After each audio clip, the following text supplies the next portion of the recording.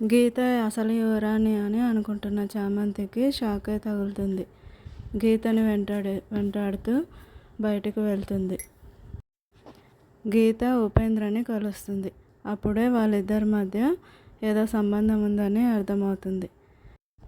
ఆ తర్వాత వాళ్ళ మాటలు విన్న చామంతి షాక్ అవుతుంది. వాళ్ళిద్దరూ ప్రేమించుకుంటున్నారని. ఉపేంద్ర ప్రియురాల్ని ఇక్కడికి యువరాణిని చేయాలనుకుని పంపించాడా అని గీత ఇంత మోసం చేసినందుకు గీత మీద కోపంగా ఉంటుంది చామంతి. తనను నమ్మించి మోసం చేస్తావా అని తన మీద కోపంగా నీ పని చెప్తాను అంటూ గీతని టార్గెట్ చేస్తుంది చామంతి.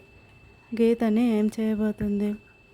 గీత ఉపేంద్ర ప్రియురాలని ఇంటికి వెళ్ళాక ప్రేమ్కి చెప్తుంది.